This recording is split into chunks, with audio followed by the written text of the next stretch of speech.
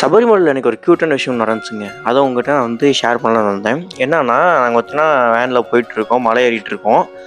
மலை ஏற பார்த்தீங்கன்னா, என் கூட ஒரு குட்டி பொண்ணு வந்துச்சுங்க. அதான் மொதல் வருஷம் நினைக்கிறேன், கன்னிசாமி.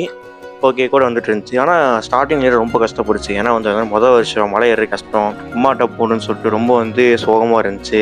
எனக்கும் பார்க்க பாவமாக இருந்துச்சு. ஓகே நம்ம தான் ஃபன் பண்ணுவோம்னு சொல்லிட்டு ஃபன் பண்ணேன். பட் ஆனால் ஃபெயிலியர் தான் போய் முடிஞ்சுச்சு. சரி ஓகே நம்ம வரப்போ பார்த்துக்கலான்னு சொல்லிட்டு நான் ஒரு பிளான் பண்ணேன்.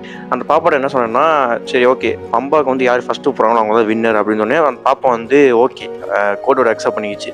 சரி ஓகே வாடான்னு சொல்லி இறங்கலாம் பார்த்தா, நான் வந்து கடைசியில் பார்த்தா அந்த பாப்பா ஜெயிச்சிச்சு. ஆனால் நான் விட்டு கொடுக்கல. ஏன்னா என்ன நடக்க முடியல. மூச்சு வாங்கிட்டு உட்காந்துட்டு இறங்கும்போது ரொம்ப வலிச்சு காலு.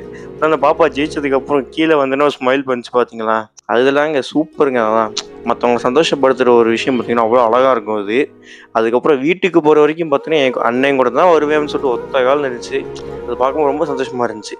மேலே ஏறப்ப கஷ்டப்பட்டுக்கிட்டு ரொம்ப வந்து வேதனைப்பட்ட ஒரு பாப்பா வந்து பார்த்தீங்கன்னா கீழே வந்ததுக்கப்புறம் பார்த்தீங்கன்னா ரொம்ப சந்தோஷமாக இருந்துச்சு. பார்க்க உண்மையிலே வந்து வேற லெவலாக இருந்துச்சுன்னு சொல்லலாங்க. சபரிமலைக்கு போகிறது ஒரு நிம்மதியான விஷயம்.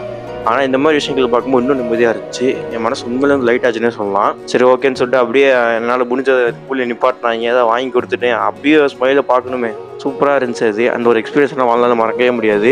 அது நான் அந்த தடவை மாலை போடாமல் தான் போயிருந்தேன், தனியாக தான் போயிருந்தேன்.